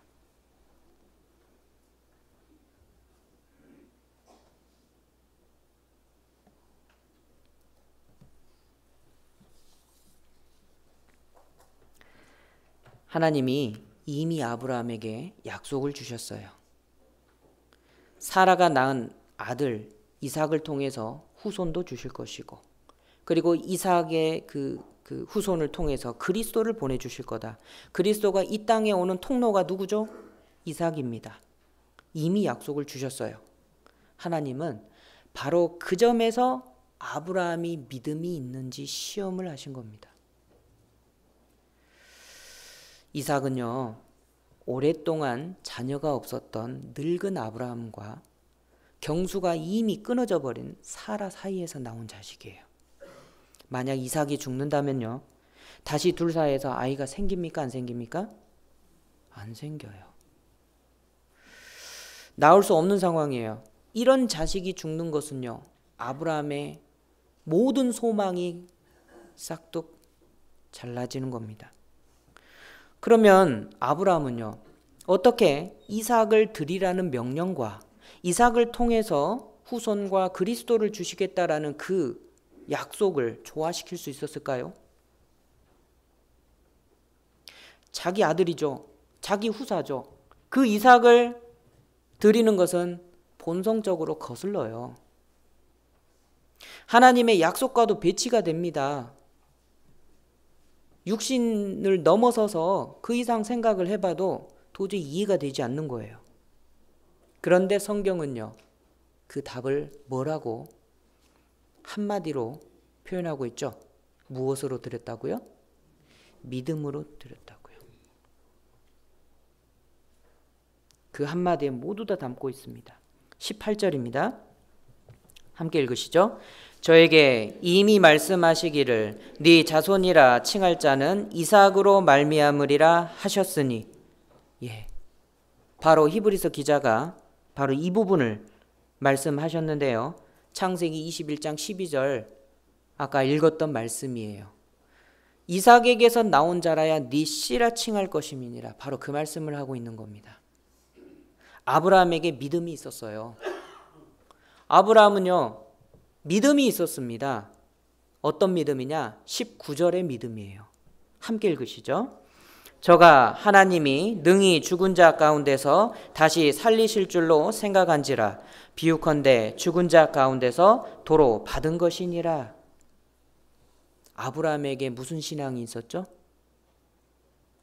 죽어도 다시 산다라는 부활의 신앙이 있었음을 우린 엿볼 수 있어요. 하나님은 능력이 있으시니까 비록 내가 죽여서 하나님께 바친다 하더라도 하나님이 다시 살려내시겠다. 아브라함에게 믿음이 있었습니다. 이삭을 받을 당시에 100세나 되었죠. 그리고 사라도 나이가 많고 경수도 끊어져 버렸어요. 이삭은요, 처음부터 기적의 아이였습니다. 처음부터 기적 가운데 태어난 아이였어요. 하나님의 약속을 받고 태어난 기적의 아이. 그리스도의 통로가 될 귀한 아이. 그 아이를 하나님이 원하시는 거예요. 아브라함은 믿었습니다. 이성적으로 이해가 안 되죠. 그렇다 할지라도 하나님 말씀이기 때문에 순종하면 설령 진짜로 이삭을 죽인다 하더라도 하나님이 다시 살려낼 것도 믿었어요. 왜죠? 처음부터 불가능 속에서 하나님이 주셨죠. 그 능력이 있으신 하나님이신데, 천지를 지으신 전지전능하신 하나님이신데 죽은 이삭을 왜 못 살리죠? 아브라함은 하나님의 말씀과 약속, 하나님의 능력을 굳게 믿었고요, 굳게 붙잡았어요. 여러분, 아브라함이 믿음의 조상이다라고 일컬어질만 하죠. 그 믿음이 단순히 이론만으로 생기는 것일까요? 우리 그리스도인들의 신앙이 단순히 성경을 지식적으로 공부한다고 우리 신앙이 생기는 걸까요? 하나님은 우리에게도 시험을 주십니다.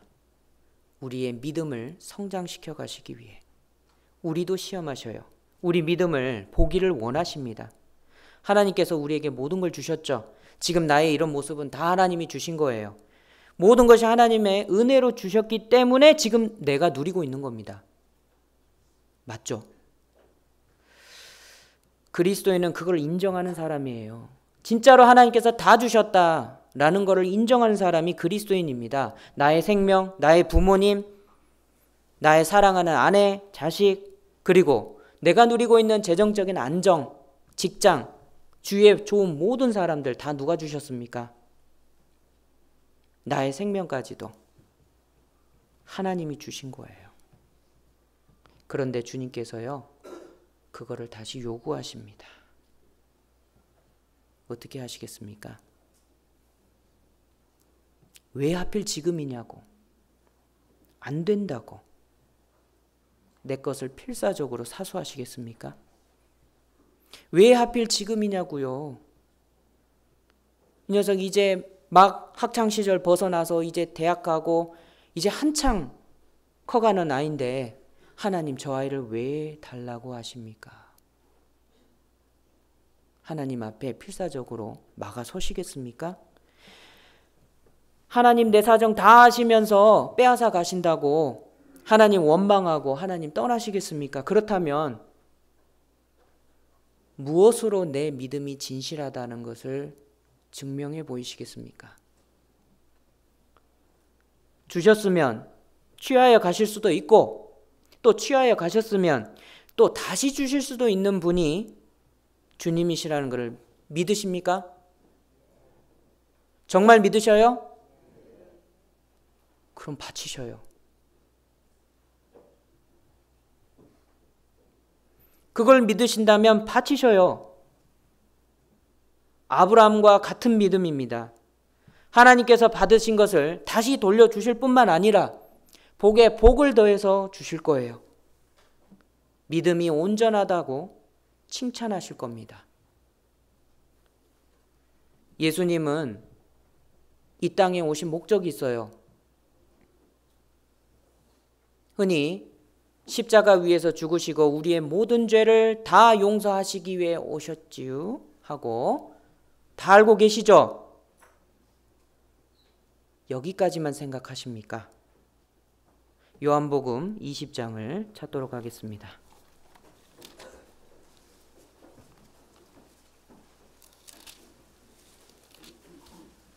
요한복음 20장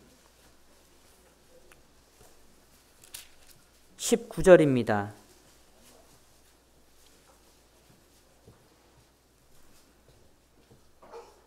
요한복음 20장 19절. 이날 곧 안식 후 첫날 저녁 때에 제자들이 유대인들을 두려워하여 모인 곳에 문들을 닫았더니 예수께서 오사 가운데 서서 가라사대, 함께 읽으시죠.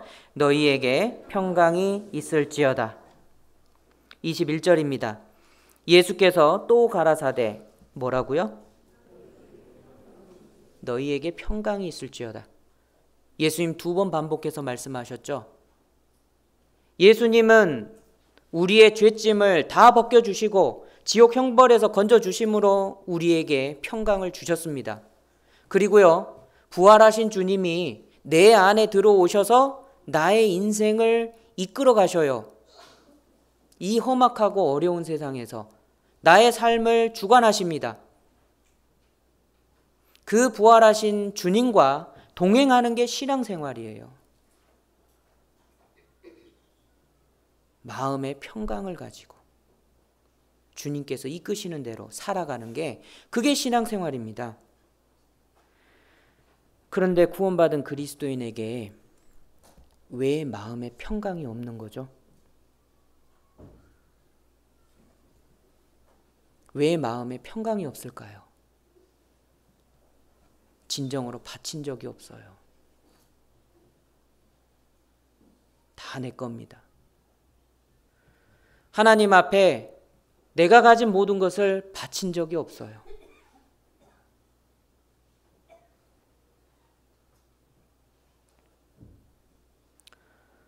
정말 해결하기 어렵고 어떻게 해야 될지도 모르겠고 나라는 존재는 이렇게 나약한데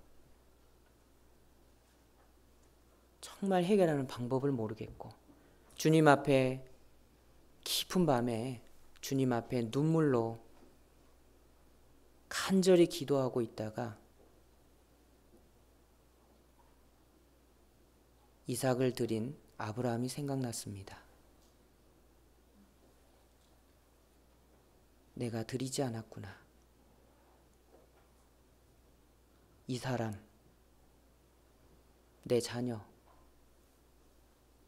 내가 하는 모든 일, 내 사업 다 하나님 건데 내가 붙잡고 있었구나. 내 생각대로 되지 않으니까 하나님 왜 나의 기도를 들어주시지 않으시죠? 원망하고 깨달았습니다. 하나님께 바친 적이 없구나.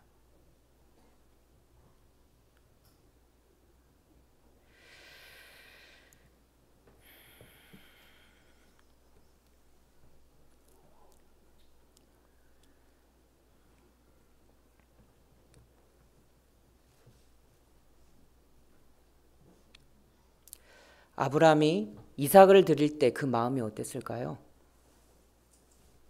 성경에 뭐라고 심정을 말씀하시는 구절이 없기 때문에 정확히 이렇다라고 말씀드릴 수는 없어요. 그런데 순종함으로 믿음으로 드리기는 했지만 자기 자식을 제 손으로 잡는 부모의 심정이 어떻겠습니까? 정말 슬프고 힘들었겠죠. 아브라함에게는요, 이삭을 드리는 것이 그의 일생에 있어서 가장 큰 고난이었어요. 그런데 아브라함에게는요, 다시 살려주실 거라는 믿음이 있었습니다. 우리도 지금은 이해할 수 없고 정말 큰 고난을 받고 있지만요, 아브라함과 같은 믿음을 가질 수 있어요. 왜죠? 아브라함에게 약속을 주시고 그 믿음을 시험하신 하나님이 지금도 동일하시기 때문이에요. 예수 그리스도는 어제나 오늘이나 영원토록 동일하신 분이에요. 그 하나님께서 나에게도 약속하셨습니다. 한 말씀만 더 찾아보겠습니다. 베드로전서 5장입니다. 베드로전서 5장 신약 382페이지입니다.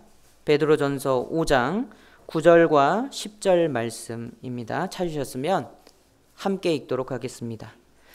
너희는 믿음을 굳게 하여 저를 대적하라. 이는 세상에 있는 너희 형제들도 동일한 고난을 당하는 줄을 알미니라. 모든 은혜의 하나님 곧 그리스도 안에서 너희를 부르사 자기의 영원한 영광에 들어가게 하신 이가 잠깐 고난을 받은 너희를 친히 온전케 하시며 굳게 하시며 강하게 하시며 터를 견고케 하시리라. 내가 받는 고난이 다른 사람보다 더 크다고 자기 연민에 빠지지 마시기 바랍니다. 하나님은 분명하게 말씀하셨습니다. 세상에 있는 너희 형제들도 어떤 고난을 받는다고요? 네, 맞다고 하시잖아요. 그죠? 동일한 고난입니다. 세상에 있는 너희 형제들도 동일한 고난을 당하는 줄을 알미니라. 내가 받고 있는 고난이 가장 크다고 스스로 자기 연민에 빠지지 마셔요. 주위를 둘러보십시오. 우리 중에 아프지 않은 자 없고 가난하지 않은 자 없습니다. 하나님의 은혜를 떠나서 살 수 있는 그런 형제 자매님은 아무도 없습니다. 우리는 다 동일한 고난을 받고 있어요. 나 혼자만 큰 고난을 받고 있는 게 아니라는 겁니다. 불평하지 맙시다. 행하게 치우칠 뿐이에요. 우리의 모든 것을 그분의 손에다가 다 내려놓으시기 바랍니다. 나의 계획, 나의 꿈, 나의 사랑하는 모든 것들, 사랑하는 나의 자녀, 사랑하는 나의 남편. 아차, 남편은 얼마든지 내려놓지요 그러시더라고요. 바치겠습니다. 네.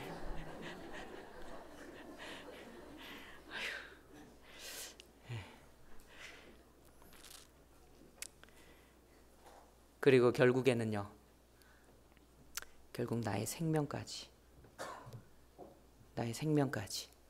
그분의 손에 내려놓으시기 바랍니다. 하나님의 이 불변하시는 약속을 들어보셔요. 10절에 말씀하시잖아요. 우리는 고난을 길게 받습니까? 잠깐 받습니까? 잠깐이죠.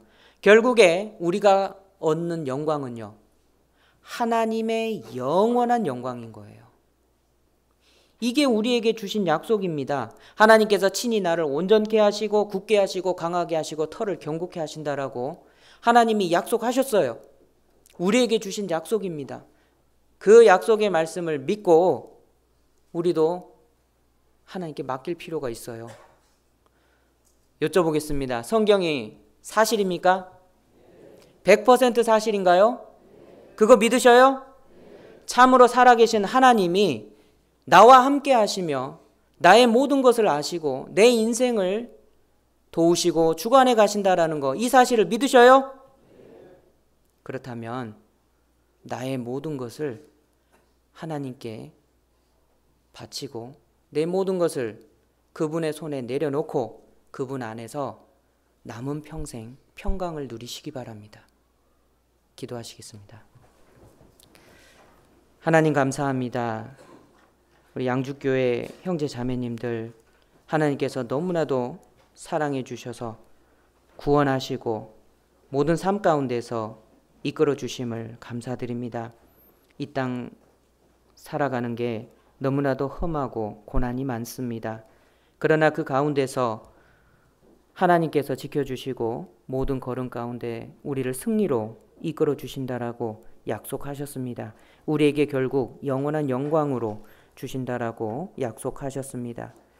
사랑하는 양주교회 형제 자매님들, 그 약속의 말씀을 굳건히 믿고 붙잡고 아브라함이 이삭을 하나님께 드렸던 것처럼 사랑하는 모든 것들을 하나님 손 안에, 하나님의 뜻과 계획 안에 내려놓고 남은 평생 주님과 함께 평강을 누리며 기쁘게 살아갈 수 있도록 도와주시옵소서.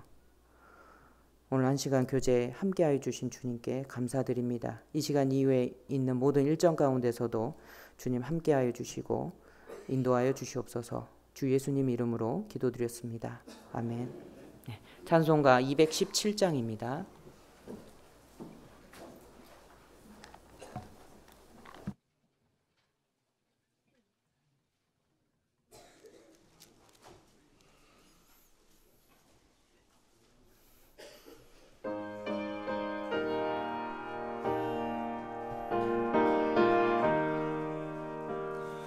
주님의 뜻을 이루소서. 고요한 중에 기다리니 진흙과 같은 날 빚으사 주님의 형상 만드소서. 주님의 뜻을 이루소서. 주님 발 앞에 엎드리니 나의 맘속에 살피시사 눈보다 희게 하옵소서. 주님의 뜻을 이루소서. 병들어 몸이 피곤할 때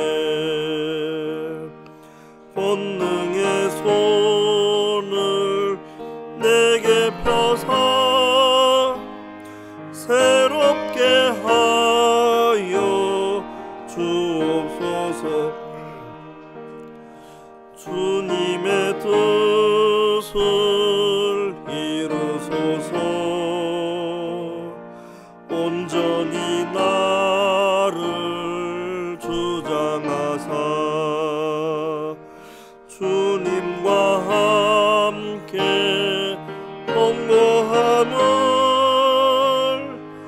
만민이 알게 하옵소서.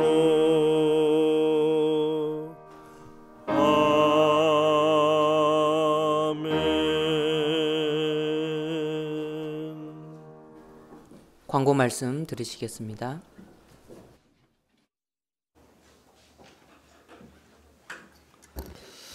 예, 광고 전에요. 광주 서북교에서 교제하시다가 우리 양주 지역으로 직장 관계로 오신 봉혜원 자매님 나오셔서 인사하시겠습니다. 봉혜원 자매님.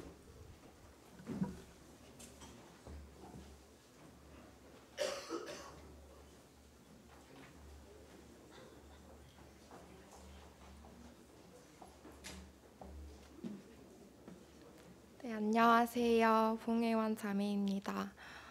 저는 2002년도에 구원받고 광주에서 쭉 신앙생활을 하다가 이번 3월 1일자로 초등 신규 교사 발령을 받아서 이곳에 오게 되었습니다. 제가 많이 부족하지만 양주교회에서 주님의 귀한 자녀로 수임 받을 수 있도록 많이 도와주시고 기도해 주시면 감사하겠습니다.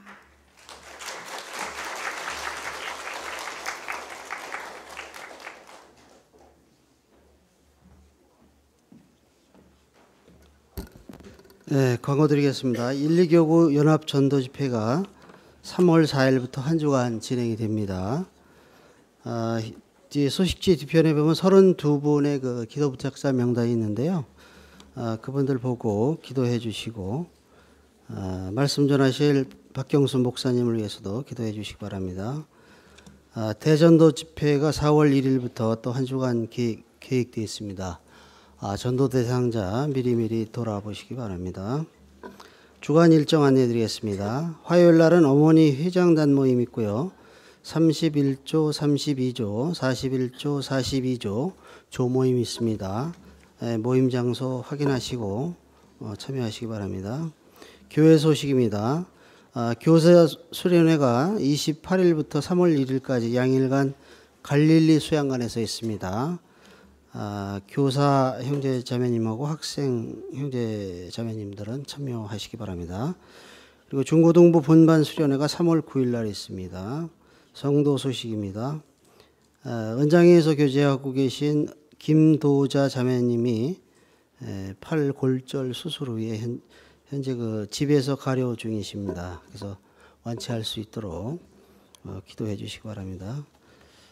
담임 목사님은 오늘 서울 중북교회 말씀을 전하고 계십니다. 그리고 내일부터 2박 3일 일정으로 전도인 부부 수련회가 있습니다. 식사 맛있게 하십시오.